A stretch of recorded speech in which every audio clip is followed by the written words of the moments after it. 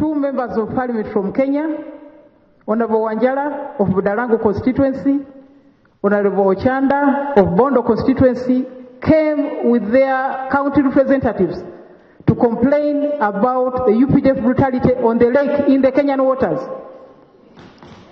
They asked me why we are exporting brutality to Kenya. Ku nkomerero ya Sabiiti ewedde, abavubi abasuubuzi b'ennuuni ne bannamagye abalwanyisa envubi embi ku nnyanja basikana okubiza olukiiko lw'eggwanga olukulu Rebecca Kadaga ku lutalo oluliwo wakati w'amagye n'abasuubuzi abagalumiza nti gasoose okubatulugunya olutuukidde olwaleero ng'abasuubuzi 9 abeetaba mu lukiiko luno olwaddayo ne bakwatibwa amagye nga gabavunaana kubalonkomera eri paalamenti. Last Tuesday I invited the Minister of Agriculture together with the Minister of Finance and those UPDF people here in our boardroom to discuss their conduct against the population.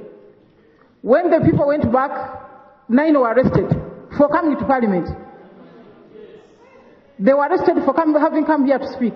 Leero omubaka w'ebizinga by'Ebukooli Abbott Ouma yakubidde enduulu eri Parliament ku magye agalwanyisa envubi embi ku nnyanja agakatta abantu 2 ku bizinga byakiikirira.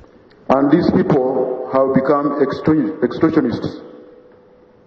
They are dealing with one person called Lukwago Joseph, who calls himself JP, and he has gone to the lake, beating our people and extorting money from them. Last month, he took fish worth 9 million shillings.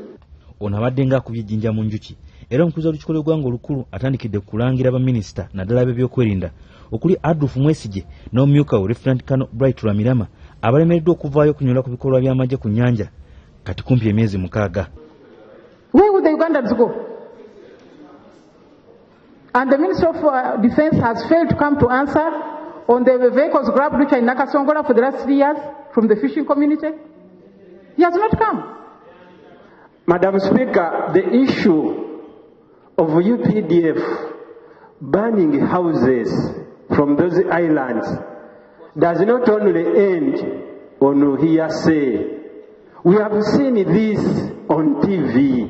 Ono ategeezezza nti tewalajja kuwa mwanya bannamagye abatulugunya abantu ku nnyanja era ng'eggulu yayogedde n'omukulembeze w'eggwanga ku nsonga y'emu nga n'enkya ya leero mu butongole akedde kumuwandiikira. I have to speak to the President about this matter.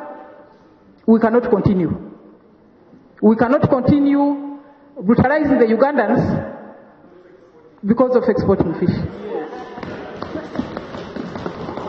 They have stopped them from even smoking fish. You know, these people like Oma here, they eat fish for breakfast, fish for lunch, fish for dinner. Baminisita olw'okubulawo mu lutalo lwa leero ssaako mukama waabwe Dr. Lwakana Lugunda abaka basazeewo okussa ku nninga abakiikirira amagye banyonyole ku bikolwa bya bannaabwe abafuuse ekizibu ku nnyanja. Wouldn't it be procedure right for the members of parliament representing the army which is tormenting Ugandans make a statement on why?